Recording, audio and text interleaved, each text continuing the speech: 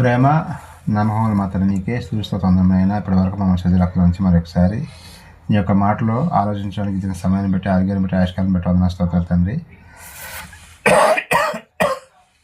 ఇప్పటివరకు పాటలు పాట ఎందును వాక్యం చదువుతూ ఎందును మొదటి మెసేజ్ చెప్పి ఎందును కూడా నీ హస్తం తొడిగి ఉంచి నేను విధానం బట్టి వందన స్తోత్రాలు తండ్రి.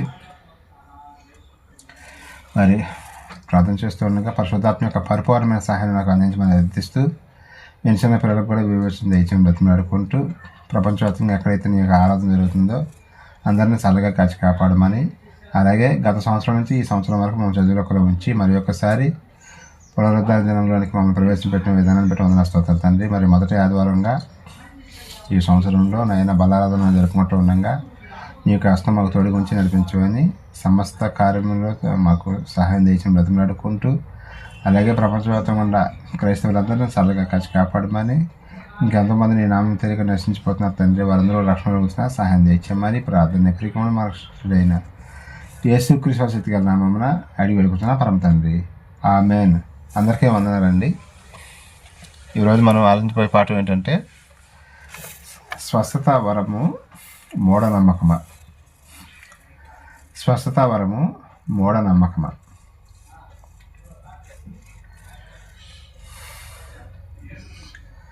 మన క్రైస్తవ ప్రపంచంలో మనం చూసినట్టయితే క్రైస్తవులు కూడా చాలా మూఢనమ్మకాలు నమ్ముతూ ఉంటారండి. మూఢనమ్మకాలు అంటే ఏంటంటే కొన్ని ఏమైనా చెప్పగలుగుతారు? ఉదాహరణకి ఏదైనా ఊరు బయలుదేరేటప్పుడు ఏం చేస్తారండి, ఎవరైనా రోడ్డు మీద వస్తున్నారేమో చూసుకొని బయలుదేరటం కొంతమంది. నల్లపిల్లి ఎదురేస్తే బయలుదేరకుండా ఉండటం, ఆగిపోవటం కొంతమంది. ఇట్లా ఇంకా కొన్ని ఉంటాయి. చెప్పగలుగుతారా మూఢనమ్మకాలు? ఎవరైనా తుమ్మితే కూర్చో అంటారు, గుమ్మం మీద నీళ్ళు పోయటాలు, ఇలాంటివన్నీ కూడా చేస్తూ ఉంటారు.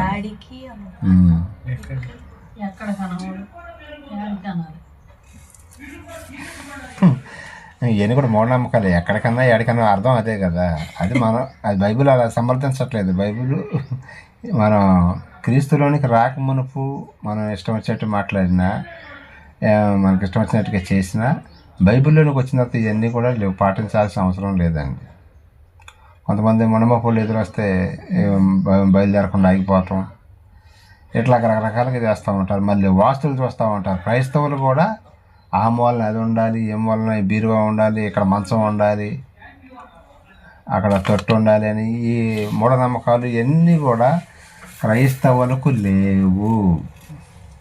బైబిల్ పాటించమని ఎక్కడ చెప్పట్లేదండి. వాస్తులు చూడటం ఉండటం కానీ, వాస్తు చూసేది ఎవరంటే హైందవ సోదరులు చూస్తారండి. అంటే మనకు అవసరం లేదు. అంటే ఒకప్పుడు మనం అజ్ఞానంలో బ్రతికాం. అజ్ఞానం అంటే దేవుని దగ్గర రానప్పుడు, దేవుని యొక్క వాక్యం తెలియనప్పుడు మనకి ఇష్టం వచ్చినట్టుగా ఏదో పెద్దలు చెప్పారు కాబట్టి ఏదో చేసేవాళ్ళం. కానీ అది వాస్తవం కాదని బైబిల్ అయితే చెబుతుందండి. మరి వాటిల్లో ఒక విషయం అనేది కూడా ఈ రోజున చాలామంది అపార్థం చేసుకుంటున్న ఒక విషయాన్ని అది కూడా మనం ఈ పాఠంలో ఆలోచిద్దాం. మనం ఏదైనా ఇంటర్వ్యూకి వెళ్ళేటప్పుడు కూడా ఏదైనా టైం చేసుకుని వెళ్ళటం ఇలాంటి అన్నీ కూడా చేస్తూ ఉంటారండి. మరి పెళ్ళిళ్ళు ముఖ్యంగా పెళ్ళిళ్ళ విషయంలో కూడా ముహూర్తం చూసుకొని కరెక్ట్గా అదే టయానికి. ఇంకో విషయం ఏంటంటే ముహూర్తాలు పెట్టుకుంటారని ఆ టయానికి తాళి కట్టిస్తారండి. అదే మా ముహూర్తం వెళ్ళిపోయే గంట 2 గంటల తర్వాత ఇప్పుడు కట్టిస్తాడు ఆయన తాళి. ఇవన్నీ కూడా మూఢనమ్మకాలండి. ఇంకో విషయం ఏంటంటే మరి పెళ్ళిళ్ళకి ముహూర్తాలు చూస్తారు కదా, అట్లా ముహూర్తాలు చూసిన పెళ్ళిళ్ళు ఒక్కళ్ళు కూడా విడాకులు తీసుకోలేదా? చాలామంది తీసుకుంటారండి. అంటే ఎలాంటివన్నీ మనం పట్టించుకోకూడదని బైబిల్ చెబుతుందండి. అది మన వెలుగులోనికి వచ్చాం. చీకటిలో నుండి మనం వెలుగులోనికి వచ్చాం. వెలుగులోనికి వచ్చిన తర్వాత కూడా ఇంకా చీకటి విషయాలు అవన్నీ కూడా మనం పట్టించుకోకూడదని దేవుని యొక్క వాక్యం మనకి తెలియజేస్తుందండి. ఇంకో విషయం ఏంటంటే హైందవ సోదరులు పాటిస్తుంటే ఓకే. ఇంకో విషయం మనం కూడా హైందవ సోదరులోంచి మనం క్రీస్తుని అంగీకరించి క్రీస్తులోనికి వచ్చాం కాబట్టి ఇక్కడికి వచ్చిన తర్వాత కొన్ని విషయాలు అనేది మనం పాటించవలసిన అవసరం లేదు. బైబిల్ ఏది చెబితే అదే మనం చేయాలి. కానీ అంతకుముందు మనం చేసాం కదా అనే పాత అలవాట్లలోనే, పాత మూఢనమ్మకాల్లోనే ఉండిపోకూడదండి. అట్లా ఉండటం వల్ల ఏమైందంటే మనకి క్రైస్తవ జీవితానికి ఒక గండి పడ్డట్టుగా అడ్డుకట్టలాగా అయిపోతుంది. అలాంటి కొన్ని కొన్ని చిన్న చిన్న కారణాల వల్ల కూడా మనం దేవుడు పరలోక రాజ్యానికి రాకుండా చేసే అవకాశం కూడా ఉంటుంది మనల్ని. నేను చెప్పేది ఏంటి, మీరు చేసేది ఏంటి అంటాడు ఆయన. చిన్న చిన్న విషయాలే అనిపిస్తాయి మనకి, కానీ అలాంటి మనం పాటించిన కూడా దేవుడు బైబిల్లో నేనేం రాయించాను, మీరేం చేస్తున్నారు అనే విషయం మీద ఆయన మన క్వశ్చన్ అడిగినప్పుడు మనం ఏం చెబుతామంటే సమాధానం. అందుకనే సమస్త క్రైస్తవులు అందరూ కూడా వాక్యానుసారంగా జీవించాలి, వాక్యాన్నే పాటించాలి. వాక్యాన్ని కనుక పాటించకుండా మన ఇష్టానుసారంగా అంత ముందులాగా చీకట్లో ఉన్నప్పుడు ఎలాగైతే ప్రవర్తించామో వెలుగులోనికి వచ్చిన తర్వాత అలాగే ఉన్నట్లయితే దేవుడు మరి మనకి కొన్ని చురకలు కూడా వేస్తూ ఉంటాడు. అందుకని అవన్నీ కూడా మనం పాటించకుండా ఉండాలని దేవుని యొక్క వాక్యం చెబుతుందండి. మన బైబిల్ దగ్గర మనం చూడగలిగితే తిమోతి గారికి రాసిన 2వ పత్రిక 4:3 ఒకసారి చూడండి.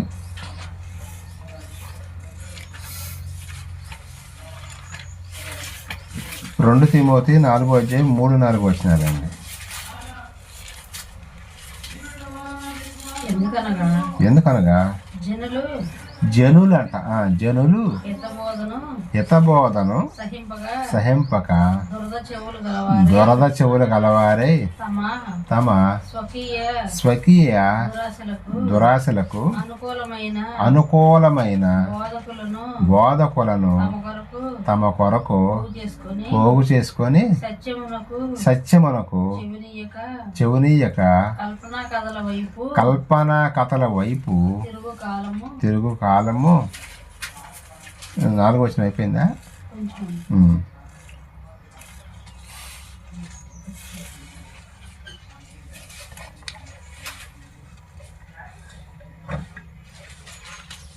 చదవండి.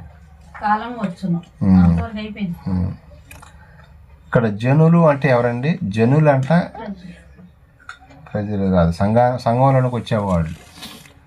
జనులు అంటే ఎవరైతే సంఘంలోనికి వచ్చి దేవుని యొక్క మాటలు వింటున్నారో వీళ్ళందరూ కూడా జనాలు అని అర్థం అనమాట. బయట ఉండేవాళ్ళ గురించి మనం అసలు ఆలోచించాల్సిన అవసరం లేదు. ఊళ్ళో వాళ్ళ గురించి ఈ మందిరానికి వచ్చి కూర్చొని వాక్యం వింటున్నారు చూసే వాళ్ళంట కొంతమంది అంట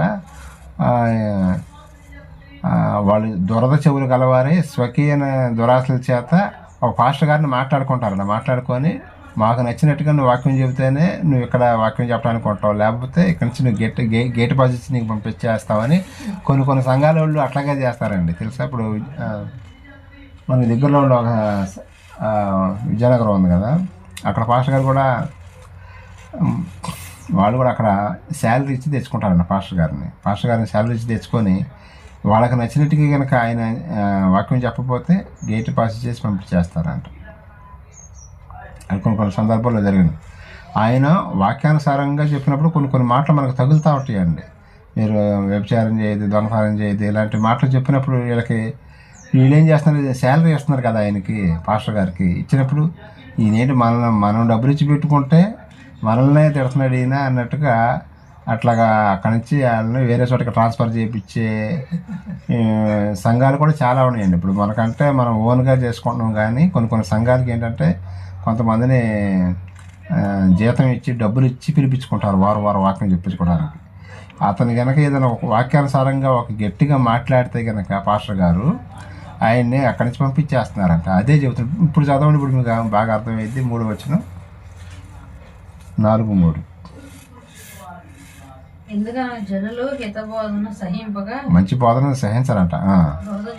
చెవులు గలవారై తమ స్వకీయ దురాశలకు అనుకూలమైన బోధకులను తమ వరకు పోగు చేసుకొని కొనుక్కొచ్చుకొని డబ్బులు పెట్టి చెవినీయక కల్పనా కథల వైపు అదే స్టోరీలు చెప్తా ఉంటారు చూసావా, కథలకే చెప్పి కొంతమంది బైబిలే పట్టుకోరండి. బైబిల్ పట్టుకోకుండా వచనాలు చూపించకుండా ప్రసంగం మొత్తం అవి చేసేస్తారు, ఒక్క వచనం కూడా చెప్పకుండా.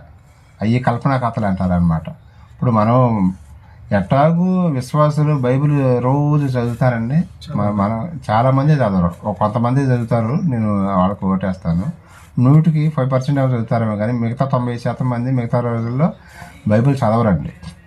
మరి అలాంటి వాళ్ళు ఇంటి దగ్గర బైబిల్ చదవక మందిరానికి వచ్చినప్పుడు ఇక్కడ బైబిల్ తీపిచ్చి చదివిపోతే వాళ్ళకి ఇంకా వాక్యం ఎప్పటికీ అర్థమైద్దండి? చచ్చిపోయే లోపు అన్న ఏమైనా అర్థమైంది కొంచెం ఇంకో విషయం ఏంటంటే రెగ్యులర్గా బైబిల్ చదువుకునే వాళ్ళకి బైబిల్ అర్థం కాదండి. వాళ్ళు చాలా డెప్త్గా ఉంటుంది, కొన్ని కొన్ని విషయాలు అర్థం కాదు. మరి అసలు ఏం బైబిల్ చదివిన వాళ్ళకి ఇంకేం అర్థమైందండి?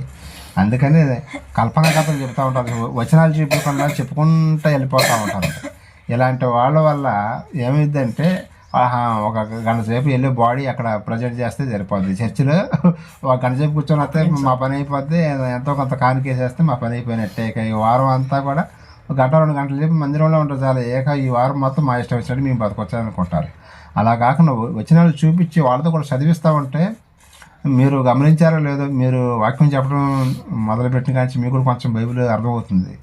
అబ్జర్వ్ చేస్తున్నారా?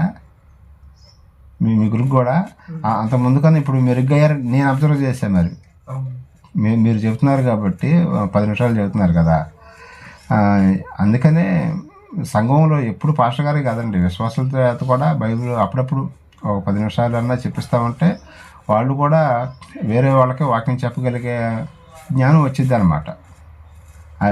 సంఘాలే కట్టపోయినా ఏం పర్వాలేదులే, కానీ కనీసం పక్క వాళ్ళకైనా 4 మాటలు చెప్పగలుగుతారుగా, దేవుడి మాటలు. అదనమాట. ఒకవేళ సంఘం నడిపించగలిగితే ఇంకా వెళ్ళని గుడ్డు. అందుకని ఇక్కడ కొంతమంది పౌలు గారు చెబుతుంది వాళ్ళకి రాస్తున్నాడు అనమాట. స్వకీయ దురాశల చేత ఇట్లా పాస్టర్ గారిని తెప్పించుకుంటారు. ఆయన గట్టిగా 2 మాటలు మాట్లాడితే చాలు అక్కడ ఆయన్ని పంపించేసేస్తున్నారు. ఇదంతా కూడా బైబిల్ వాక్యానుసారంగా లేదని చెప్పడం జరుగుతుంది అనమాట. మనం చూడగలిగితే ఈరోజు మన టాపిక్ ఏంటంటే స్వస్థత వరమా మూఢనమ్మకమా. ఈ స్వస్థత అనేది చాలామంది ఎక్కడ మనకి మీటింగ్ పెట్టినా సరే, ఇక్కడ మన కొండూరులో మీటింగ్ పెట్టారు, ఊరు పెట్టి మీరు చూశారుగా, అక్కడ బోర్డు ఏం పెట్టారు, స్వస్థత సభలు అని పెట్టారు. నిజంగా స్వస్థతలు జరుగుతున్నాయండి.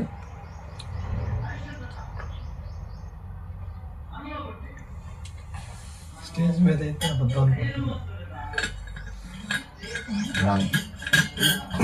స్వస్థతలు అంటే మనం కన్నీటి ప్రార్థన చేస్తే అది కూడా అందరికీ కరెక్ట్గా స్వస్థత చెప్పలేమండి. కానీ స్టేజ్ల మీద ఇప్పుడు చాలామంది చేస్తున్నారు కదా కుటుంబాలు. అప్పుడు యేసుక్రీస్తు వారు కానీ అపొస్తలులు కానీ వాళ్ళు స్వస్థతలు చేస్తే 7 వారాలు 6 వారాలు రావటం ఇలాంటివి ఏమి లేదు, స్పాట్లో చేసేవాళ్ళు అనమాట. కానీ ఈ రోజుల్లో స్వస్థతలు అనేవి స్టేజ్ల మీద జరగటం లేదండి. కానీ ఒకవేళ జరిగితే నేను ఒక క్వశ్చన్ వేస్తాను, సమాధానం చెప్పాలి. కరోనా వల్ల మన భారతదేశంలో ఎంతమంది చనిపోయారు? ఒక 20%, ఒక 10% చనిపోయారు. 2 లక్షల్లోనే, కోట్లు. మన ఇండియాలో నేను అడిగేది భారతదేశంలో. ఎస్, 5 నుంచి 7 లక్షల లోపల చనిపోయారు. అది కౌంటింగ్ వచ్చింది. మరి ఇంకా లెక్కలో రాకుండా మరి 10 కూడా ఓవరాల్గా 10 లక్షల మంది. ప్రపంచవ్యాప్తంగా 1 కోటి మంది చచ్చిపోయారండి.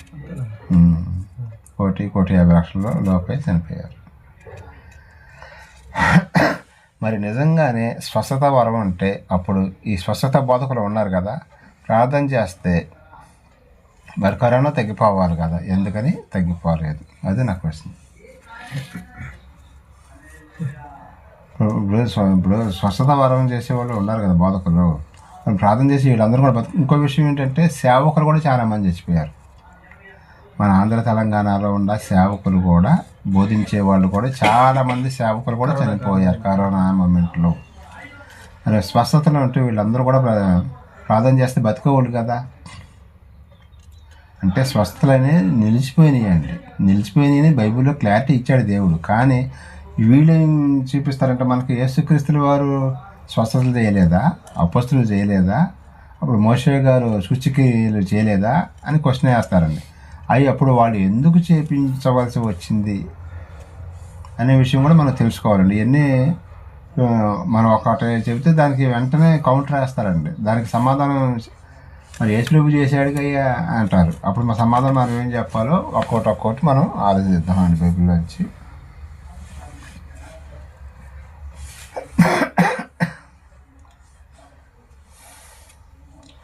కొన్ని చోట్ల అయితే ఏమంటారంటే 7 వారాలు రావంటారంట. 7 వారాల పాటు తిప్పిస్తూ ఉంటారు. కొన్ని మనం జుజ్జూరు వెళ్ళాడు, జూపూడా జుజ్జూరు ఏదో ఎక్కడికి వెళ్ళేవాళ్ళం మనం కూడా. జుజులని మేము కూడా వెళ్ళాను. ఇంకో విషయం ఏంటంటే వాక్యం తెలియనప్పుడు, అజ్ఞానంలో ఉన్నప్పుడు, సరైన వాక్యం తెలియనప్పుడు నేను కూడా 7 వారాల పాటు మెమ్మకి కిడ్నీలో రాయి ఉందని అంటే కిడ్నీలో రాయి పోవటానికని 7 వారాలు రావంటే వారం వారం కూడా పని కట్టుకొని వెళ్ళేవాళ్ళం. వెళ్ళి అక్కడికి వెళ్ళి ప్రార్థన చేసుకొని వచ్చేవాళ్ళం. కానీ ఆఖరికి మరి ఆ కిడ్నీలో రాయి బయటకు వచ్చిందంటే రాలేదండి. వాళ్ళు కొన్ని జిమ్మిక్కులు చేశారండి. అక్కడ మాకు బాగా బాధ అనిపించింది. అక్కడ ఒక లేడీ ఉండేది, ఆ పాస్టమ్ గారి లాగా అనమాట. ఎవరైతే పేషెంట్ ఉంటారో ఆ పేషెంట్ని ఒక్కదాన్నే లోపలికి తీసుకెళ్ళేవాళ్ళు. లోపలికి తీసుకెళ్ళి మీరందరూ బయటకు పోండి అనేవాళ్ళు, మేమందరం బయటకు వచ్చేసేవాళ్ళం. ఒకసారి పిన్నీస్తో ఇటు గుచ్చిందంట, కిడ్నీలో రాయగా వెనకాల పిన్నీస్తో నేను తీసేస్తున్నాను అని చెప్పి పిన్నీస్తో ఇటు గుచ్చిందంట. గుచ్చినప్పుడు మరి నొప్పి పుట్టింది కదా. మేము నిజంగానే కిడ్నీలో రాయి పోయిందిలే గుచ్చేసి నేను ఆపరేషన్ చేసేస్తున్నాను, పిన్నీస్తో చేస్తున్నాను, దేవుడు వచ్చేస్తున్నాడు, స్వస్థత వచ్చేస్తుంది అని చెప్పేసి పిన్ని అని ఏ పిచ్చిరాలు చూపించింది.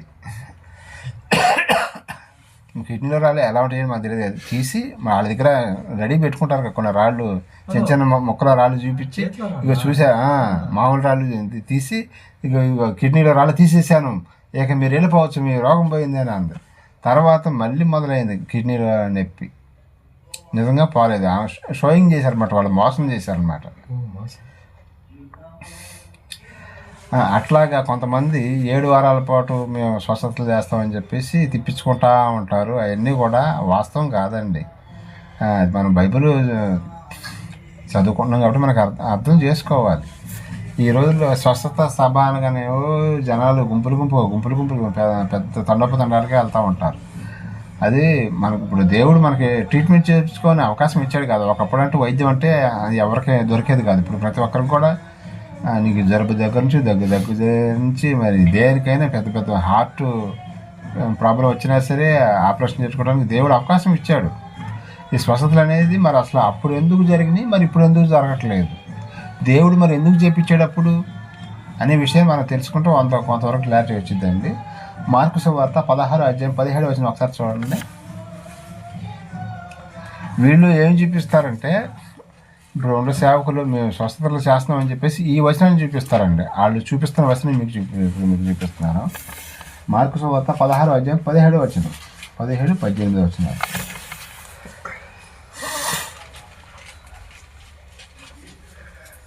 మార్కు సువార్త 16:17-18 నమ్మిన వారి వలన ఈ సూచక క్రియలు కనబడును. ఏవనగా నా నామమున దయ్యములను వెళ్ళగొట్టుదురు, కొత్త భాషలు మాట్లాడతారు. ఇంకా 18 కూడా పాములను ఎత్తుపట్టుకుందరు, మరణకరమైన ఏది తాగినను వారికి హాని చేయదు. రోగుల మీద చేతులుంచినప్పుడు అదండి వీళ్ళు ఈ వచనం చూపిస్తాను. చూసారా, యేసుక్రీస్తుల వారే చెబుతున్నాడు, మీరు ప్రార్థన చేస్తే రోగాలు పోతాయి ఏం చెబుతున్నాడు, దెయ్యాలు వెళ్ళిపోతాయి ఏం చెబుతున్నారు. ఇవన్నీ ఈ బైబిల్లోంచి చూపిస్తారండి. ఇది ఎప్పుడు చెప్పాడు? స్టార్టింగ్లో చెప్పాడు ఆయన. తర్వాత కాలంలో ఇవన్నీ స్వస్థతలు కానీ మరి దెయ్యాలు వెళ్ళగొట్టడం కానీ, దెయ్యాలంటే చనిపోయిన వాళ్ళు దెయ్యాలు అవ్వడం అనేది లేదండి. ఇంతవరకు దెయ్యం అనేది మరి పుట్టిన 47 సంవత్సరాలు అవుతుంది, ఇంతవరకు దెయ్యం అనేది నాకు కనపడలేదు. మరి దెయ్యాలు మరి మందిరాల్లో దెయ్యాలు వెళ్ళగొడతా ఉంటారు. మరి అప్పుడు యేసుక్రీస్తు వారు వెళ్ళగొట్టాడు కదా దెయ్యాలు, మరి బైబిల్లో ఉండకంటే ఆయన వెళ్ళగొట్టిన దెయ్యాలు ఏంటంటే దురాత్మ సమూహాలు ఉన్నాయి. వాటిని అపవాది యొక్క సమూహాలు గుంపు, వాటిని ఆయన వెళ్ళగొట్టడం జరిగింది. కొంతమంది సుబ్బమ్మ బయటికి రా, ఎల్లమ్మ రా అని అంటారు. అలా చచ్చిపోయిన వాళ్ళు ఒక క్షణంలో పాతాళానికి వెళ్ళిపోతుంటే వాళ్ళు ఇంకెక్కడ ఉంటారు? సుబ్బమ్మ ఎల్లమ్మ ఉంటారండి అక్కడ. అవి కూడా ఏం చేస్తాయి అంటే భ్రమపరిచే ఆత్మలు వీళ్ళు మోసం చేస్తూ ఉంటాయి. ఇవన్నీ కూడా దెయ్యాలు వెళ్ళగొట్టాలి కానీ స్వస్థతలు కానీ ఆగిపోయినాయండి. ఇది కూడా ఒక మూఢనమ్మకం లాగే క్రైస్తవంలో పాతుకుపోయిందండి. స్వస్థత జరుగుతుంది అని ఒక భ్రమలో. ఒకసారి విజయనగరంలో ప్రార్థన జరుగుతుంటే పెద్ద పాస్టర్ గారు ఎవరు ఒక ఆయన వచ్చాడు. ప్రార్థన వస్తే మా అమ్మమ్మ సరస్వతి అమ్మమ్మ ఉంది కదా, ఆమె ప్రార్థనకి వెళ్ళింది. ప్రార్థనకి వెళ్తే నాకు కొంచెం హెల్త్ ప్రాబ్లం ఇష్యూ ఉండేది. ఎప్పుడు కూడా ప్యాస్ అనేది బాగా ఎక్కువగా నడుస్తూ ఉండేది ఆమెకి. ఎవరైతే ఎవరైనా ప్రాబ్లం ఉందో వాళ్ళందరూ కూడా ఎక్కడైతే మీకు ప్రాబ్లం ఉందో అక్కడ గుండె మీద కానీ చేయి మీద కానీ చేత్తో చేయి పెట్టుకొని ప్రార్థన చేస్తాను అని ఆ పాస్టర్ గారు చెప్తాను. వీళ్ళందరూ ప్రార్థన చేయించుకున్నారండి. ప్రార్థన చేసిన తర్వాత అప్పటికప్పుడు ఎవరికైతే మీ యొక్క రోగం తగ్గిందో వచ్చి స్టేజ్ మీదకి వచ్చి చెప్పండి అని ఆయన బలవంతం చేస్తున్నారు. అక్కడ చేస్తుంటే ఏమి కూడా వెళ్ళి 2 మాటలు చెప్పింది. అంతకుముందు నాకు ఎంతో ఇబ్బందిగా ఉండేది, ఇప్పుడు నేను ప్రార్థన చేసిన తర్వాత అయ్యగారు ప్రార్థన చేసిన తర్వాత నాకు మొత్తం క్యూర్ అయిపోయింది, మంచి ఆరోగ్యంగా ఉంది అని అంది.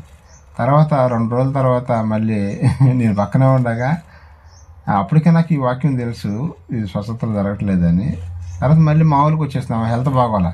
ఏంటమ్మా మా స్టేజ్ మీద అట్లా చెప్పేవేంటి అని అన్న. అప్పుడు అట్లా అనిపించింది, నాకు కొద్దిగా తేలిగ్గా అనిపించింది అన్న. అది స్వస్థతలు అనేది ఇప్పుడు జరగట్లేదమ్మా, అది ఆగిపోయినాయి. అప్పుడు యేసుక్రీస్తు వారి కాలంలో అపోస్తులు మాత్రమే చేశారు, తర్వాత స్వస్థతలు అనేది ఆఫ్ చేశాడు దేవుడు అని కొంచెం చెప్తే వాళ్ళు కొంచెం ఇక అదే మీమాంసలో ఉండిపోతున్నారు. వాళ్ళు పెద్ద వయసు కదా, ఇక జరిగితే అది ఒక ఆశ. అదే మనం హాస్పిటల్కి వెళ్ళి చూపించుకుంటే చక్కగా క్యూర్ అయిపోద్ది, అంతా బాగానే ఉంటుంది.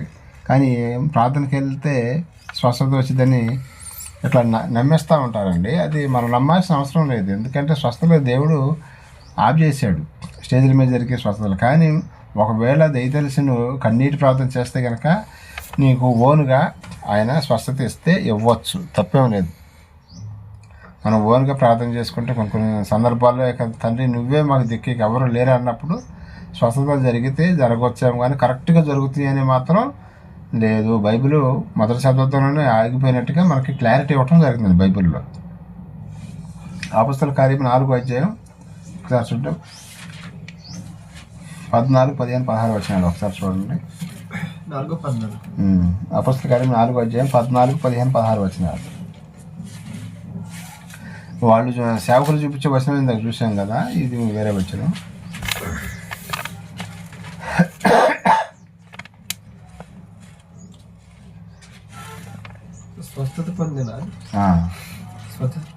స్వస్థత పొందిన మనుష్యుడు వారితో కూడా నిలిచి ఉండట చూచి మేమీ ఎదురు చెప్పలేకపోయేది. అప్పుడు సభ వెలుపలికి పోండని వారికి ఆజ్ఞాపించి సభలో తాము ఆలోచన చేసి ఈ మనుషులను మనమేమి చేయదము, వారి చేత ప్రసిద్ధమైన సూచక్రియ చేయబడుచున్నది. యెరూషలేములో కాపురం ఉన్న వారికి అందరినీ స్పష్టమే, అది జరగలేదని చెప్పజాలము. 16 అయిపోయింది, సరిపోద్దండి. ఇక్కడ సూచక్రియలు, ఇక్కడ మన బైబిల్లో చూస్తే సూచక్రియలు జరగటం జరిగిందండి. సూచక్రియలు ఎందుకు జరిగించాడు మొదటి శతాబ్దంలో అంటే యేసుక్రీస్తుల వారు చేశారు. యేసుక్రీస్తుల వారి తర్వాత ఎవరు చేశారండి సూచక్రియలు, మహత్కార్యాలు? అపొస్తలులు చేశారు, అలాగే పౌలు గారు కూడా చేశారండి. అపొస్తలులు అలాగే పౌలు గారు కూడా సూచక్రియలు చేశారు. ఇక్కడ ప్రార్థన చేస్తానంట అతనికి స్వస్థత వచ్చిందని చెప్పడం ఇది ఒక సూచక్రియ. సూచక క్రియ అంటే ఏంటండి? కనపడే సూచక క్రియ అంటే క్రియ అంటే సూచించేది, ఒక పనిని సూచించేది అన్నమాట సూచక్రియ. సూచక్రియలో ఇలాగా అపొస్తలులు చేశారు, అలాగే యేసుక్రీస్తు వారు కూడా చేయటం జరిగిందండి. అలాగే మరి పాత నిబంధనలో కూడా ఒక ఆయన చేశాడు సూచక్రియలు. ఎవరండి? మోషే గారు చేయటం జరిగింది. అది కూడా మనం ఒకసారి ఆలోచిద్దామండి. నిర్గమాకాండము 7వ అధ్యాయం 3వ వచనం ఒకసారి చూడండి. నిర్గమాకాండము 7వ అధ్యాయం 3వ వచనం అండి. ఈ సూచక్రియలు మరి బైబిల్లో జరిగినాయి కదా, ఏంటి అనేది మనం ఆలోచిద్దాం, ఎవరెవరు చేశారు ఏంటి. అయితే నేను ఫరో హృదయమును కఠినపరిచి ఐగుప్తు దేశములో నా సూచక క్రియలను నా మహత్య కార్యములను ఎవరండి ఇది సూచక్రియ చేసింది? అక్కడ తండ్రి అయిన దేవుడు మోషే గారి చేత చేయించాడు అనమాట. ఏమేమి చేశాడు కొన్ని చెప్పగలుగుతారా? కర్రలు పావులని నీళ్ళు అట్లా చేయటం, మళ్ళీ వీళ్ళకే ఫుడ్ కావాలంటే కురిపించడం, అది సూచక్రియ కాదు. కప్పలను పేర్లను రప్పించటం, మిడతలను రప్పించటం, ఈ 10 సూచక్రియలు చేశారు కదా, వాటిలో అన్నమాట. మళ్ళీ ఐగుప్తు దేశంలో ఉన్న జ్యేష్ఠ సంతానం, మొదటి సంతానం పిల్లలందరూ చంపేసేయటం, ఇవన్నీ కూడా సూచక్రియలు చేశాడు దేవుడు. ఎందుకు చేశాడు? ఇప్పుడు దేవుడు తలుచుకుంటే ఫరో దేవుడి ముందు ఎంత అండి? అసలు ఇన్నిసార్లు ఇన్ని సూచక్రియలు చేయాలి. ఒక్కసారి డెప్ప మీద ఒకడు కొడితే ఎక్కడ ఉంటాడండి? ఆకాశం నా సింహాసనం, భూమి నా పాదపీఠం ఉన్న ఆయన ఒక్క డెప్ప మీద ఒకటి కొడితే ఫరో అనే అతను చనిపోతాడు. కానీ దేవుడు ఇన్నిసార్లు 10 సూచక్రియలు చేయడానికి అవకాశం ఇవ్వడానికి కారణం ఏంటి? ప్రపంచం మొత్తం తెలియాలి. ఇప్పుడు ఏదైనా అమెరికాలో ఏదైనా జరిగిందనుకో, టీవీ 9లో టీవీ 5లో ఎలాగ వస్తుందో, అప్పుడు ఈ సూచక్రియలు ఎక్కడా జరగలేదు. అసలు ఏంటి ప్రపంచం మొత్తం తెలిసిపోయిందంట. ప్రపంచం అప్పట్లోనే మరి ప్రపంచం అంతా మీడియా లేదు, ఏమి లేదు. అయినా సరే ప్రపంచానికి నా గురించి తెలియాలి, నేనే నిజమైన దేవుడని తెలుసుకోవాలి, నా శక్తి ఏంటో వీళ్ళకి అర్థం కావాలని చెప్పేసి దేవుడు ఈ యొక్క సూచక్రియలు మహత్కార్యాలు చేశాడనమాట. యాక్చువల్గా అయితే ఫరోని ఇట్టంటే చాలు చచ్చిపోతాడనమాట. కానీ ఆయన యొక్క పేరు ప్రపంచంలో అందరికీ మనుషులందరూ కూడా తెలియటానికి ఈ యొక్క సూచక్రియలు చేయటం జరిగింది. మరి యేసుక్రీస్తుల వారు ఎందుకు చేశారు? మనం ఆయన అంటే మరి దేవుడని తెలుసుకోవటానికి చేశాడు. మరి యేసుక్రీస్తుల వారు సూచక్రియలు చేశారు కదా, ఆయన ఎందుకు చేశాడు? కొత్త నిబంధనలు అక్కడ ప్రవక్తలు నమ్మట్లేదు కాబట్టి ఈయన అసలు ఎక్కడ పుట్టాడండి? వడ్లవాణి కుమారునిగా పుట్టాడు. ఒక వడ్లవాణి కుమారుడు వచ్చి దేవుని యొక్క వాక్యం అప్పటికే శాస్త్రులు, పరిసయ్యులు, ప్రధాన యాజకులు ధర్మశాస్త్రాన్ని బాగా చెప్పగలిగే వాళ్ళు ఉన్నారు. మరి ఈయన వచ్చి నేను కూడా చెబుతానంటే ఈయనకి అవకాశం ఇస్తారండి వాళ్ళు? అందుకనే ఈయన దేవుని కుమారుడిని తెలుసుకోవాలని ప్రత్యేకమైన అర్హతలు ఇవ్వటం జరిగింది ఈయనకి. రోగాలను తీసేయటం కానీ, మరి నీళ్ళను ద్రాక్షరసంగా చేయటం కానీ, చనిపోయిన వాళ్ళని బతికించడం కానీ, చనిపోయిన వాళ్ళు కూడా బతికించాడు యేసుక్రీస్తుల వారు. లాజరు గారిని బతికించాడు కదా. ఇవన్నీ కూడా ఇది కూడా సూచక క్రియలు అనమాట. సూచక్రియ చేయటం వల్ల ఓహో ఈయన నిజముగా ఈయన దేవుని కుమారుడే అని తెలుసుకోవటానికి, అందుకనే ఆయనకి సూచక్రియలు చేయటానికి దేవుడు ఆయన వచ్చిన ఉద్దేశం అయితే సూచక్రియ చేయటానికి కాదు, ఆయన వాక్యం చెప్పి యూదులను, ఇశ్రాయేలీలను రక్షణలో తీసుకురావాలని వచ్చాడు ఆయన. కానీ వినిపించుకోవట్లేదు ఈయన ప్రసంగం చేస్తున్నా కానీ. అందుకని ఆయనకి ఇవన్నీ ఇచ్చినప్పుడు ఎప్పుడైనా సరే మన భారతదేశంలో ఎవరైనా సరే ఒక స్వస్థత చేస్తున్నాడు అనుకోండి, ఒక పాస్టర్ గారు, అందరూ లైన్ కడతారా లేదా అక్కడికి?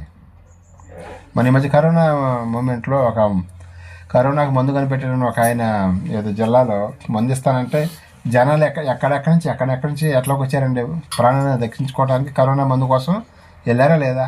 అలాగే ఈరోజు నిజంగా కూడా స్వస్థతలు జరుగుతున్నాయని స్టేజ్ల మీద జరిగితే ఈ చుట్టుపక్కల ఒక్క హాస్పిటల్ కూడా అవసరం లేదండి. హాస్పిటల్కి వెళ్తే ఎంత బిల్లు వేస్తారో అది మనకు తెలిసిన విషయం. ఆర్ఎంపీ డాక్టర్ దగ్గరికి వెళ్తేనే 500 లేని ఆర్ఎంపీ డాక్టర్ దగ్గరికి వెళ్ళలేకపోతున్నాం. అదే మల్టీ స్పెషాలిటీ హాస్పిటల్కి వెళ్తే ఒక 5,000 10,000 పెట్టుకొని వెళ్ళాలి జస్ట్. అదే ఆపరేషన్ దాకా వెళ్తే లక్షల్లోకి వెళ్ళిపోవాల్సిందే. మరి ఇన్ని పేదవాడు ఇన్ని డబ్బులు పెట్టగలుగుతాడంటే పెట్టలేడు కదా. మరి నిజంగానే స్వస్థతలు జరుగుతుంటే కనుక అక్కడికి వెళ్ళి లైన్లో నుంచొని ఒక రోజు 2 రోజులు లైన్లో నుంచొని ఎట్టగట్ట స్వస్థత చేసుకుంటారు. కానీ అప్పుడు మరి మోషే గారి చేత ఎందుకు స్వస్థత సూచక్రియలు చేయించాడు?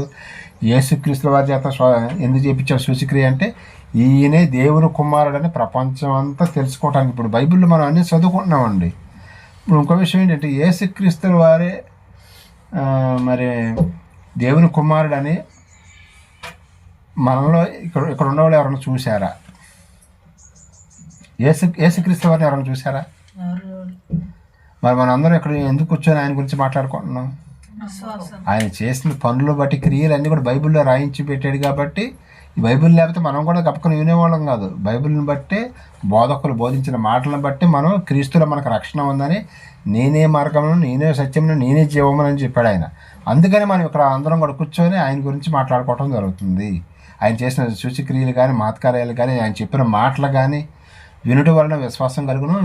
క్రీస్తుని గురించిన మాట వలన మనకే విశ్వాసం అనేది కలిగింది కాబట్టి ఆయన గురించి మనం తెలుసుకుంటున్నాం. తండ్రి అయిన దేవుడు సూచక్రియలు ఎందుకు చేయించాడంటే మోషే గారి చేత ఆయనే నిజమైన దేవుడు అని తెలుసుకోవడానికి, ప్రపంచం అంతా తెలుసుకోవడానికి అప్పుడు ఆయన చేయించాడు. తర్వాత యేసుక్రీస్తు వారి చేత ఎందుకు చేయించాడంటే ఈయన దేవుని నిజంగా దేవుని కుమారుడు అని చెప్పేసి ప్రజలు తెలుసుకోవడానికి చేయించాడు. తర్వాత మళ్ళీ అపోస్తుల చేత అలాగే పౌలు గారి చేత ఎందుకు చేయించాడంటే ఇంకా అందరూ కూడా ఇక దేవుని యొక్క శక్తి తెలుసుకోవాలని చెప్పేసి వాళ్ళ చేత కూడా చేయించటం జరిగినది.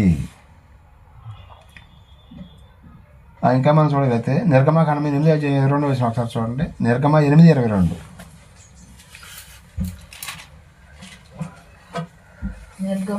నిర్గమకాండము 8:22 వచ్చినాయండి.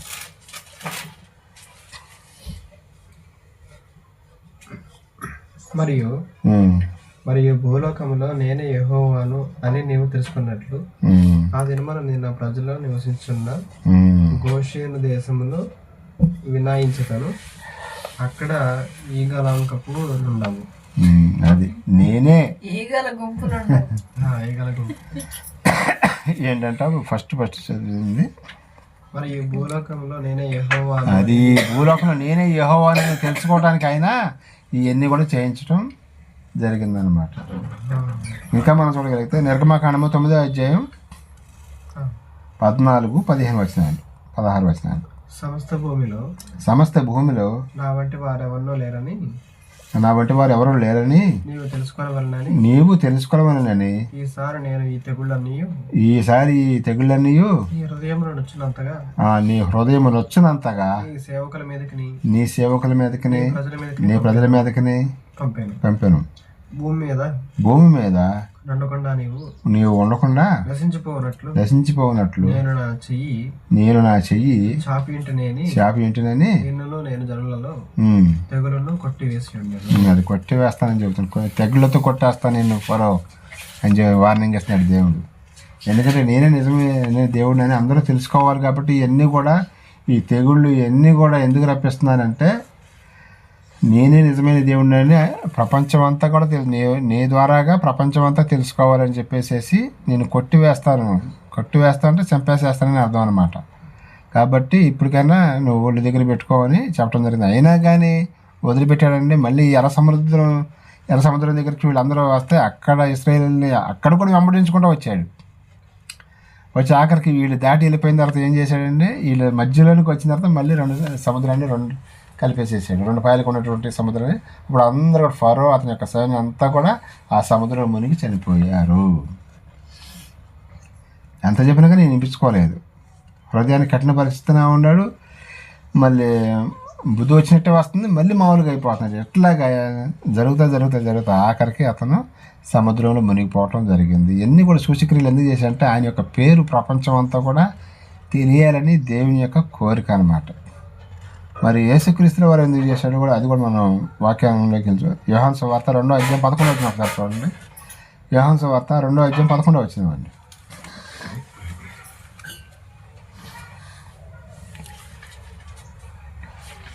యోహాను సువార్త 2:11 వచ్చింది.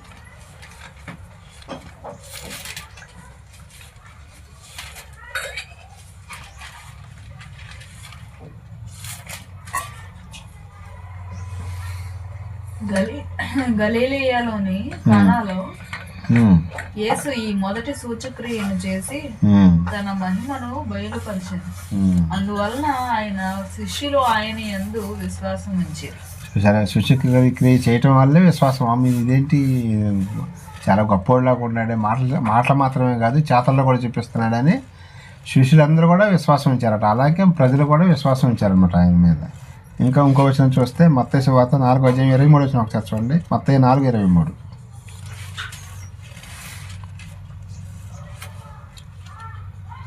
మత్తయి సువార్త 4:23 వచ్చినండి.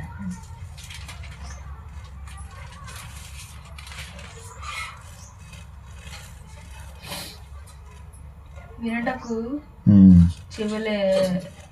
చెవు లేవని కైన నుండి నెడల వాడు వినుగాక నేను. మత్తయి సువార్త 4:23 వచ్చింది. తర్వాత కూడా చదువు. మరియు ఆయన మీరేమి వినుచున్నారో జాగ్రత్తగా చూచుకొనుడి. ఉమ్. మీరెట్టి కొలతలతో కొలుతురో మీకును అట్టి కొలతలతోనే కొలవబడును. యోహాను సరిపోతుంది. యోహాను సువార్త 5వ అధ్యాయం 36 వచనం ఒకసారి చదవండి. యోహాను సువార్త 5వ అధ్యాయం 36 వచనం.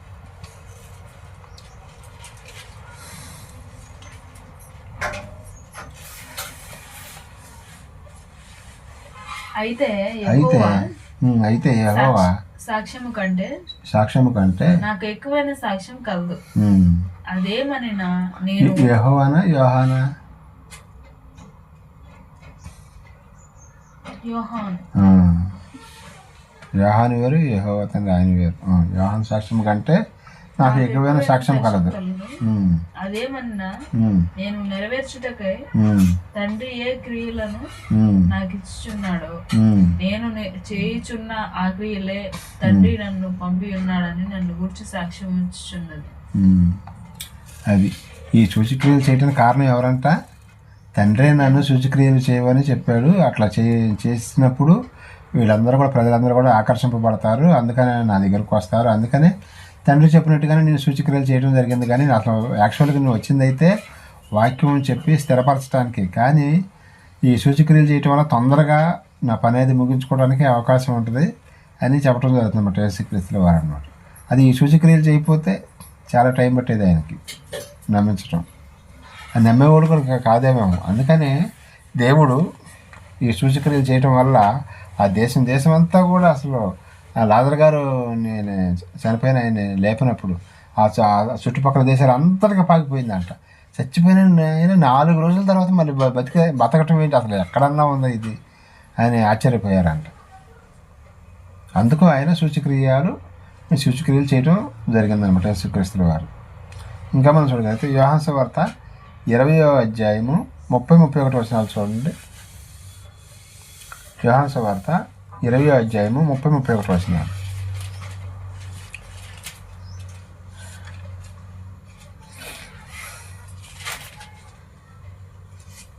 మరియు అనేకమైన ఇతర సూచక్రియలను యేసు తన శిష్యుల ఎదుట చేశాను. అవి ఈ గ్రంథమందు రాయబడి ఉండలేదు కానీ ఈ గ్రంథమందు రాస్తే ఇంకా అదే చాలా మ్యాటర్ అయ్యేదంట. యేసు దేవుని కుమారుడైన క్రీస్తు అని మీరు యేసు దేవుని కుమారుడని నమ్మనట్లు నమ్మి ఆయన నామమందు జీవం పొందినట్లును ఇవి రాయబడింది. అది ఎందుకు ఈ సూచక్రియలైనా ఎందుకు రాశారంటే ఆయన నిజమైన దేవుని కుమారుడు యేసుక్రీస్తుల వారని అందరూ జనులు తెలుసుకోవటానికని ఇవి కూడా రాయబడ్డాయి అంట. కానీ అసలు ఇవి కూడా రాయాల్సిన అవసరం లేదు. ఇంకా చేసిన సూచక్రియలు చాలా ఉన్నాయంట. మన బైబిల్లో రాసినవి కాకుండా యేసుక్రీస్తుల వారు చేసిన 3.5 సంవత్సరాలలో చేసినవి చాలా ఉన్నాయి. అయినా కానీ కొన్ని ఎందుకు రాయించాడు? అవి అంత ఇంపార్టెంట్ ఏం కాదు. ఇక జనాలు వీటినే పట్టుకుంటారు కానీ అసలైన వాక్యాన్ని పట్టుకోకుండా ఉంటారని చెప్పేసి వాళ్ళు రాయకుండా స్కిప్ చేయటం జరిగిందనమాట. కొన్ని రాయించడం జరిగింది సూచక్రియలు. మహత్కారం మెయిన్ రాశారనమాట.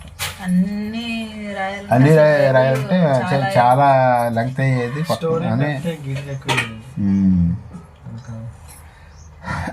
ఇంకా మనం చూడగలిగితే అపోస్తల కార్యం 3వ అధ్యాయం 16 వచనం ఒకసారి చూడండి. 3:16 అపోస్తల కార్యం 3:16. ఆయన నామమందలి విశ్వాసము మూలముగా ఆయన నామమే మీరు చూచి ఎరిగి ఉన్న వీనిని బలపరచను. ఆయన వలన కలిగిన విశ్వాసమే మీ అందరి ఎదుట వీనికి పూర్ణ స్వస్థత కలుగజేశాను. అది ఆ స్వస్థతలు కూడా ఆయన ఎందుకు విశ్వాసం ఉంచితే అప్పట్లో జరిగినాయి. మోషే గారు చేసిన సూచక్రియలు కానీ యేసుక్రీస్తు వారే కానీ ఆ తర్వాత కాలంలో మరి పౌలు గారు నడిగట్టు తీసుకెళ్ళి ఆ క్లాత్ అక్కడ పెడితే చనిపోయిన వాళ్ళని కూడా బతికేవాళ్ళు అంట. ఎలాంటి రోగం ఉన్నా సరే తగ్గిపోయేదంట. ఇప్పుడు మనోళ్ళు కూడా ఏం చేస్తారు, అప్పుడు కచ్చీపులు అమ్ముతూ ఉంటారు. స్వస్థత సభల్లో కచ్చీపులు తీసుకెళ్ళి వాడుకోండి మీకు రోగాలు తగ్గుతాయి అంటారు. అప్పుడు జరిగినాయి కానీ ఇప్పుడైతే జరగట్లేదండి, ఆగిపోయినాయి అన్నమాట. ఇప్పుడు మనం తెలుసుకున్నాం కదా ఈ సూచక్రియలు ఎందుకు రాయించాడంటే ఎందుకు చేయించాడు, ఎందుకు రాయించాడు అంటే ఆయన నిజమైన దేవుడని తెలుసుకోవటానికి, ఆయన కుమారుడని యేసుక్రీస్తు వారు కూడా మరి వడ్లవాని కుమారుడిగా వచ్చాడులే. కానీ మరి ఆయన్ని వీళ్ళందరూ కూడా లక్ష్య పెట్టాలంటే మరి ఇలాంటి కార్యాలు చేస్తేనే ఆయన గుర్తిస్తారు, లేకపోతే గుర్తించాలని. తర్వాత మరి అపోస్తులకు కూడా ఎందుకు ఇచ్చాడంటే ఫోర్స్, వాళ్ళకు కూడా ఫోర్స్ ఇచ్చాడు. మరి మామూలుగా వెళ్ళి మాటలు యేసు ప్రభువే మన రక్షకుడు అంటే నమ్మరని చెప్పేసి కొన్ని అద్భుత కార్యాలు చేసినప్పుడు ఖచ్చితంగా నమ్ముతారా లేదా? ఎక్కడో దక్కింది. మరి తోమ గారి గురించి తోమ గారు మన ఇండియా వచ్చి అక్కడ బ్రాహ్మణులకి మన తోమ గారికి పందెం జరిగితే నేను సముద్రం ఒడ్డున ఇలా ఒక పందెం కాసుకున్నారు. మీరు ఎక్కడైతే సముద్రంలో నీళ్లు తీస్తారో ఆ నీళ్లు పైకి విసిరేసి అక్కడే ఆగిపోయేట్టు చేయాలని అన్నాడు తోమ గారు. ఎవరైతే పందెంలో గెలుస్తారో వాళ్ళ దేవుడు గొప్పడని ఒప్పుకోవాల్సిందే అంటే అప్పుడు ఇటు వాళ్ళు ఇటు ఈయన వాళ్ళు ఫస్ట్ వాళ్ళు చేస్తే వాళ్ళ నీళ్లు కింద పడిపోయింది. మళ్ళీ తోమగారు మళ్ళీ ఇట్లా నీళ్లు పట్టుకొని ఇట్లా ఇస్తున్నప్పుడు అక్కడ ఆగిపోయింది పైన. అప్పుడు నీ దేవుడే నిజమైన దేవుడు అని చెప్పి వాళ్ళు అంగీకరించి బాప్తిసం తీసుకోవడం జరిగింది. అది సూచక్రియల వల్ల ఏంటంటే ఇలాంటి జరుగుతుంది. మరి ఇప్పుడు ఎందుకు ఆఫ్ చేశారు? ఇది ఒక డౌట్ రావాలి మనకు కూడా. మరి అప్పుడు ఎందుకు జరిగినాయి, ఇప్పుడు ఎందుకు ఆగిపోయినాయి? ఎందుకు ఆగిపోయినాయి అంటే ఇప్పుడు ప్రపంచం అంతా, అప్పుడు బైబిల్ లేదండి, ధర్మశాస్త్రం కొద్దిమంది దగ్గరే ఉండేది. ఇప్పుడు అందరి దగ్గర బైబిల్ అనేది ఉంది. ఇంకో విషయం ఏంటి, ఈ సూచక్రియలు ఎక్కడ చేసేవాళ్ళు? దేవుడు అంటే ఎరగని వారి మధ్య చేసేవాళ్ళు ఈ సూచక్రియలు. ఈ పాయింట్ మెయిన్ పాయింట్, ఇది అర్థం చేసుకోవాలి. ఐగుప్తు దేశంలో యెహోవా అంటే ఎవరన్నా తెలుసా? ఎవరికీ తెలియదు.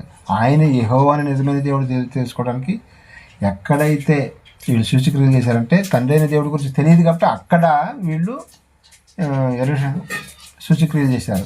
యేసుక్రీస్తు వాళ్ళు ఎందుకు చేశారంటే నేనే దేవుని కుమారుని తెలుసుకోవాలంటే నువ్వు ఏదో ఒకటి చేస్తేనే వీళ్ళు తెలుసుకుంటారు కాబట్టి అందుకని ఆయన చేశారు.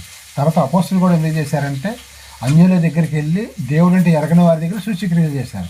ఇప్పుడు మనకెందుకు జరగట్లేదు ఈ సూచక్రియలు అంటే మన దగ్గరికి బైబిల్ వచ్చేసింది. అప్పుడు బైబిల్ లేదు వాళ్ళ దగ్గర. ఈ బైబిల్ వచ్చిన తర్వాత మీరు ఈ బైబిల్లో ఉన్న విషయాలు చదువుకొని దాని ప్రకారంగా జీవిస్తే చాలు మీకు పరలోక రాజ్యం వచ్చిందని చెప్పారు. అప్పట్లో వాళ్ళకి ఆ బైబిల్ కొత్త నిబంధన కానీ పాత నిబంధన కానీ వాళ్ళకి అందుబాటులో లేదు. అందుకని మనకి ప్రామాణికంగా అందరికీ ఇప్పుడు ఈ సూచక్రియలు ఎందుకు ఆఫ్ చేశాడు? ఇప్పుడు కూడా జరిగితే బాగుండు కదా, హాస్పిటల్కి వెళ్ళే పని లేకుండా హాస్పిటల్ బిల్లు మిగిలిపోద్ది కానీ మనం అనుకోవచ్చు,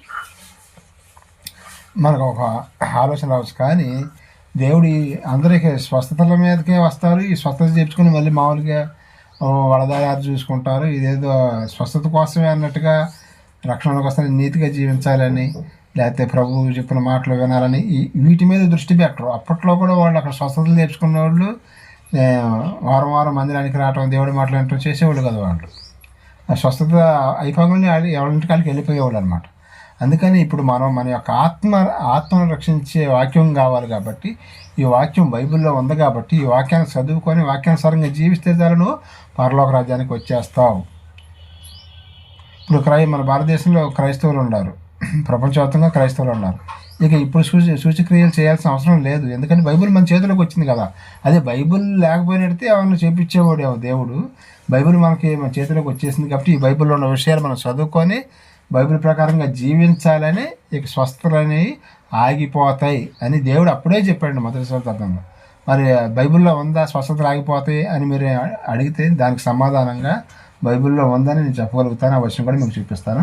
1 కొరింథీ 13వ అధ్యాయం 8, 9, 10 వచనాలు చూడండి. అక్కడ స్వస్థతలు ఆగిపోతాయని దేవుడు అప్పుడే చెప్పడం జరిగింది. కానీ ఈ విషయాన్ని ఎవరు కూడా చదవరండి, మైండ్కి ఎక్కించుకోరు. 1 కొరింథీ 13, 8, 9, 10 వచనాలు.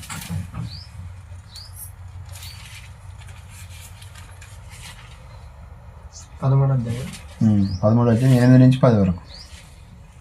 ఏలయనగా ఒకనికి ఆత్మ మామూలుగా బుద్ధివాక్యమును, ఉమ్, మరి ఒకనికి నా ఆత్మ అనుసరించిన జ్ఞానవాక్యమును, మరి ఒకనికి నా ఆత్మ వలన విశ్వాసము, మరి ఒకనికి ఒక్క ఆత్మ వలన స్వస్థపరచు వరములను, ఉమ్, మరి ఒకని అద్భుత కార్యములను చేర్చే శక్తి, మరి ఒకని ప్రవచన వరస్సును, ఉమ్, మరి ఒకనికి ఆత్మల వివేచనయు, ఉమ్, మరి ఒకనికి నానావిధ భాషలను, మరి ఒకరికి భాషము అర్థము చెప్పే శక్తి అనుగ్రహింపబడి ఉన్నవి. ఉమ్, అయినను వీటన్నిటిని నా ఆత్మ ఒక్కడే తన చిత్తము చొప్పున ప్రతి వారికి ప్రత్యేకముగా మించి ఇచ్చు ఉమ్, కార్యసిద్ధి కలుగజేయుచున్నాడు. ఉమ్. 11 అయిపోయింది. 1 కొరింథీ 13 అధ్యాయమేనా చదివింది? 13 అధ్యాయం 8 నుంచి 10 వరకు. ఏంటి బాగా లైన్ దావట్లేదు అనుకుంటున్నాను. ప్రేమ శాశ్వత కాలం ఉండను, ప్రేమ శాశ్వత కాలం ఉండను, ప్రవచనములైనను ప్రపంచంలో నిరర్ధకములుగా ఉండను, నిరర్ధకం అయిపోద్ది, భాషలైనను భాషలైనా నిలిచిపోయినాయి. జ్ఞానమైనను నిర్ధారకములను ఉమ్, మనము కొంత మట్టుకు ఎరుగుదుము, ఉమ్, కొంత మట్టుకు ప్రవర్తించున్నాము. ఉమ్, కానీ పూర్ణమైనది వచ్చినప్పుడు ఉమ్, పూర్ణం కానిది నిరర్ధకమగును. ఉమ్, నేను పిల్లవాడిని అయినప్పుడు పిల్లవాని వల్ల మాట్లాడుతుంది, ఉమ్, పిల్లవాని వల్ల తలంచుతుంది, ఆ, పిల్లవాని వల్ల ఏడ్చుతుంది. ఉమ్, ఇప్పుడు పెద్దవాడినై పిల్లవాని చేష్టలు మానివేసింది. ఉమ్. ఇప్పుడు అద్దంలో చూచినట్టు సూచన సరిపోద్దండి. పూర్ణము అయినది వచ్చినప్పుడు పూర్ణము కానిది ఆగిపోతుంది. ఆగిపోద్ది. పూర్ణమైనది ఏంటి, పూర్ణము కానిది ఏంటి?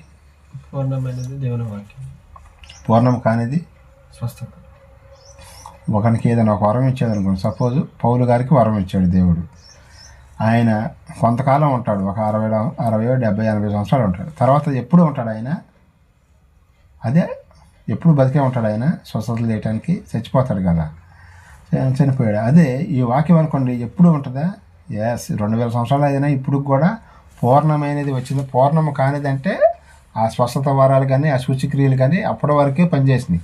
పూర్ణము కానిది, పూర్ణమైనది వచ్చిన తర్వాత ఆపివేస్తాడు అని చెప్పాడు. భాషలైన నిలిచిపోవును, స్వస్థతలు కూడా నిలిచిపోతాయి, ఇవన్నీ కూడా సూచక్రియలు కూడా నిలిచిపోతాయని చెప్పాడు ఆయన.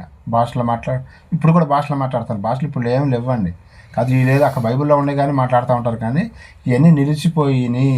ఈ స్వస్థతలు కానీ భాషలో మాట్లాడటం కానీ ఇవన్నీ కూడా నిలిచిపోయినాయి.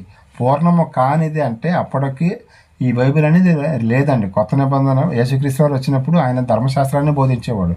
తర్వాత కాలంలో ఈ బైబిల్ పూర్తి అవటం జరిగింది. మొదటి శతాబ్దంలో 100 సంవత్సరాల లోపల ఈ బైబిల్ని రాయటం జరిగింది అనమాట. అప్పుడు ఈ బైబిల్ వచ్చిన తర్వాత మీకు ఇక స్వస్థతలు ఇవన్నీ కూడా అవసరం లేదు.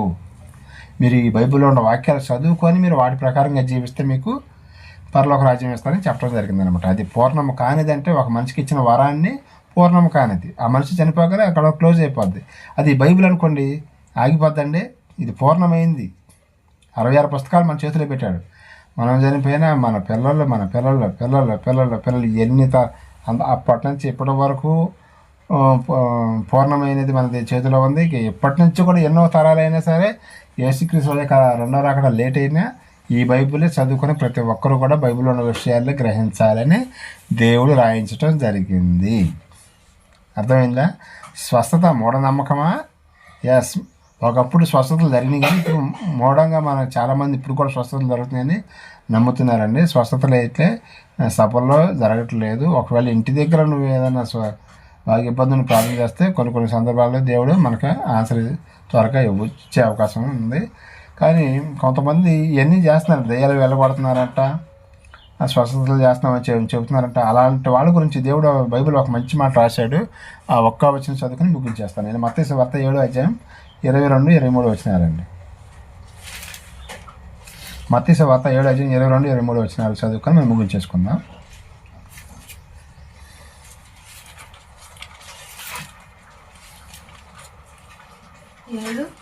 7వ అధ్యాయం 22, 23 వచనాలు.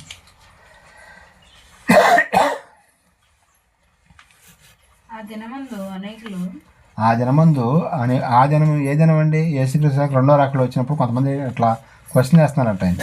నన్ను చూచి ప్రభువా మేము నీ నామమున ప్రవచింపలేదా? వాక్యం చెప్పలేదా? నీ నామం దెయ్యాలను వెళ్ళగొట్టలేదా? నీ నామమున అనేకమైన అద్భుతములు చేయలేదా అని చెప్పుదురు. 23 కూడా అప్పుడు ఆయన సమాధానం ఏం చెబుతున్నాడు చూడండి. నేను నేను మిమ్మల్ని ఎన్నడూ మిమ్మల్ని ఎన్నడను ఎరగను. అక్రమం చేయవాలారా నా యొద్ద నుండి పోండి, సరిపోద్దాన్ని అని వారితో చెప్పు. మేము ప్రవచింపలేదా, స్వస్థతలు చేయలేదా, దెయ్యాలను వెళ్ళగొట్టలేదా, ఇవన్నీ చేసాంగా, మేము నీ నామమునగా చేసాంగా అని యేసు ప్రభువుని అడుగుతారంట. అక్రమం చేయలేరా నా యొద్ద నుండి మీరు వెళ్ళిపోండి. నేను చెప్పింది ఏంటి, మీరు చేసేది ఏంటి? నేను సర్వసృష్టికి వెళ్ళి అందరినీ నాకు సృష్టిగా చేసి వాక్యం చెప్పి బాప్తిస్మం ఇప్పిమంటే మీరేని ఎప్పుడూ ఆగిపోయింది కదా, ఏదో లేని దాన్ని ఉన్నట్టుగా క్రియేట్ చేసి గొలగొల చేసి అందరినీ భ్రమపరిచారు. మీరు పోతారు, ఆ పాస్టర్లు పోతారు, వాళ్ళు నమ్ముకొని వాళ్ళ వెనకాలే తిరుగుతారు, వాళ్ళు కూడా నరకానికి వెళ్ళిపోతారు అన్నమాట అని యేసుక్రీస్తుల వారు వాళ్ళకి చెప్పడం జరిగింది. కాబట్టి స్వస్థత మూఢనమ్మకం అంటే మూఢనమ్మకంగానే బైబిల్లో మనం చూస్తున్నాం. మరి అప్పుడు చేశారు కంటే ఎందుకు చేశారో మొత్తం వివరించాను మీకు. ఇప్పుడు జరుగుతుందంటే ఇప్పుడు జరగట్లేదు, స్వస్థత సభల్లో స్వస్థతలు జరగట్లేదు. మంచిగా వాక్యం చెప్పు, వాళ్ళ రక్షణను తీసుకురా, వాళ్ళందరూ పరలోక రాజ్యాన్ని తీసుకు వెళ్ళటానికి ఎంతో ప్రయత్నం చేయండి, తప్పులేదు. మరి లేనిదాన్ని ఉన్నట్టుగా చెబితే దేవుడు రేపొద్దున మరి అక్రమం చేయలారా నా యొద్ద నుండి పొండి అని యేసుక్రీస్తు వారు అక్కడి నుంచి మనల్ని తోసేస్తాడు. అందుకని అలాంటిది ఆయన చేతుల నుంచి మనం తోసివేయబడకుండా ఉండాలంటే వాక్యాన్ని నేర్చుకొని వాక్యానుసారంగా జీవించి ఆయన ఉండే మహాలోకానికి చేరుకోవాలని కోరుకుంటే ఇంతటితో నా యొక్క మాటలో ముగిస్తున్నానని చిన్న ప్రార్థన చేసుకున్నాను. ప్రేమానంద నీకే స్థితిస్తోతుంది. నేను ఇప్పటి వరకు నీ పిల్లలకు నీ మాటలు చెప్పాను తండ్రి. ప్రవచనాత్మకంగా ఎక్కడైతే నీ యొక్క ఆరాధన జరుగుతుందో అందరికీ తోడుగా నడిపించి సహాయం చేసాను. ప్రార్థన ఎప్పుడు కూడా మసడైనా యేసుక్రీస్తు శక్తికి వెళ్ళామని అడిగి వెళ్తున్నాను పరమ తండ్రి. Amen amen.